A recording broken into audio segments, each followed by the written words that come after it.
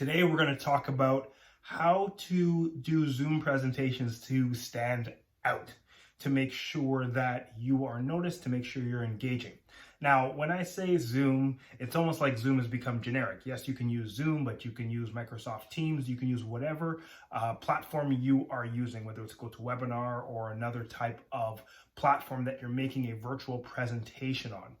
The bottom line is this: you want to stand out when you give a virtual presentation. It's different than being in person because there are certain things you need to do to make sure that that person on the other side of the computer is actually engaged with your presentation. There's a different vibe that comes when you're in person and you can actually connect with people right one-on-one. And it's a little bit hard for some speakers to actually transition that to being engaging virtually and using tips that will help them to give a more entertaining presentation. So you want to make sure that you do that so that you keep your audience engaged. And I know that sometimes you have content and you just want to deliver the content, or you just want to get it out there. You may not care about being entertaining or engaging, but just use these tips to help you to just spark up your presentation just a little bit more.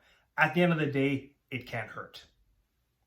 Now, before we get started, make sure you like and subscribe to this channel. I produce videos every week, so you want to make sure that you are subscribed so you know when the next tip is coming that's going to help you to become a better speaker.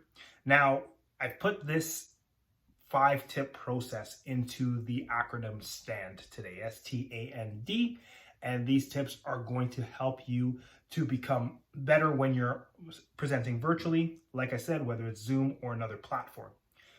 The first tip, S, is for stand. Yes, I know the acronym is STAND. S stands for stand. You want to stand up. Now, there's a few different philosophies when it comes to standing up when you are presenting. Some people say stand up when you're giving a keynote, and you can sit down when you're giving a workshop. After all, a workshop may be 2 or 3 hours, half a day, full day. You probably don't want to stand up for the whole day. I get that. My thoughts are, when you're giving a keynote, absolutely 100%, you got to stand for it. You just have an energy that is projected when you stand and deliver your keynote. Now, when it comes to workshops, it's a little bit more gray, but here's what I suggest. Have some movement components worked into your workshop. So even if it's a multi-hour workshop, even if it's technical, have some times when you may be standing or you may be doing an activity or something to change the modality so someone's not sitting in a chair staring at a screen for 2 to 3 to 4 or more hours. You want to shake it up a little bit. So ask yourself, where can I put something in, whether it's a standing component or maybe you stand up for part of the presentation. And that helps you to just change it up so you're not sitting in the same place for the entire presentation. T is for timed sections. Think of your talk like a television show. I know that most people are probably streaming nowadays, but every 5 to 8 minutes, think of how you can change it up.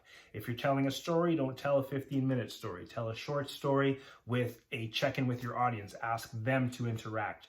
If you're giving content for 8 to 10 minutes, ask yourself, can I put a video in here, or can I have an activity? Something to change it up. And if you are drafting out the notes of your presentation, make sure you write that in to remind yourself, hey, change it up, show the video here, ask for engagement here, stand up here.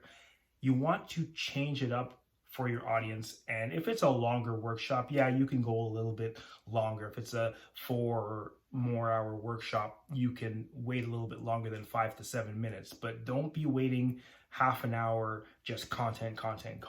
Try to find ways just to interject something every 8 to 10 minutes that's going to change it up for the group that you're presenting to. It will be better. They will thank you for it. They'll be happier overall. So remember that. Timed sections, change it up as you go along. A is for audio and lighting. I'm not going to spend a lot of time here. There are a lot of people that are a lot smarter than me when it comes to audio and lighting.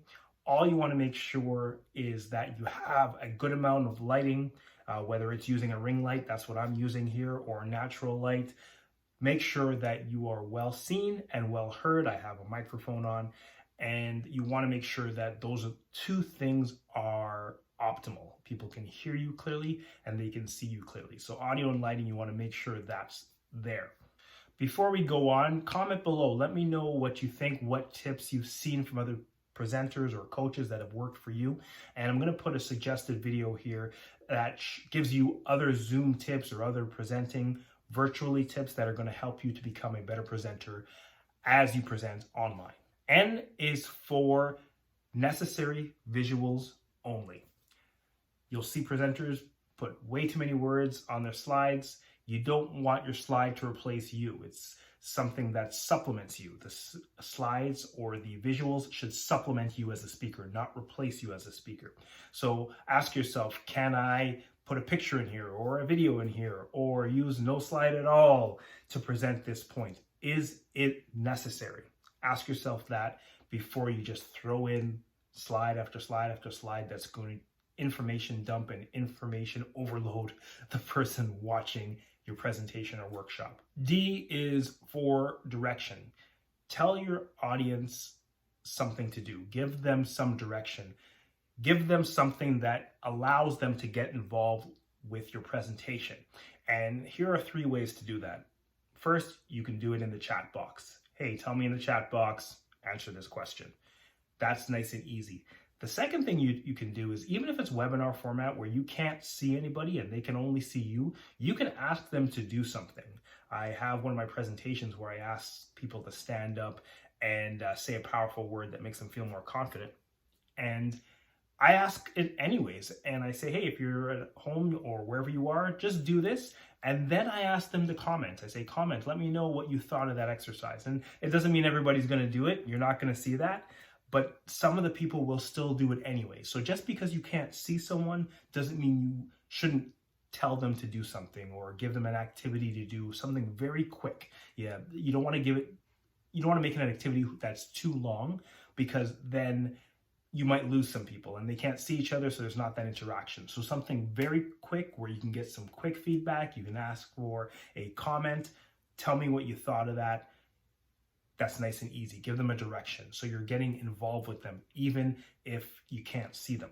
And finally, you can just tell them to do something later as you leave today, or, write down this and go try it later. Send me an email. Let me know what you thought. You can ask them to do things in their own lives and just give them a direction and say, hey, if you have your pen and paper out, write this down. Give directions to your audience so it's not just you talking at them, and they will be more engaged with your presentation because they're now a part of the process, not just hearing everything. They're part of the creation of your presentation, which is a nice thing to do and a nice way to involve your audience. So there you go, the STAND acronym for giving virtual presentations. If you found this helpful, make sure you like and subscribe to the channel. And if you want tips that are going to help you become a better speaker every single week, go to 52publicspeakingtips.com, and in a year, you'll be twice the speaker that you are today. And remember, if you like this video, make sure you watch these other videos and subscribe, and you'll see lots of other videos and tips that are going to help you to become an even better speaker.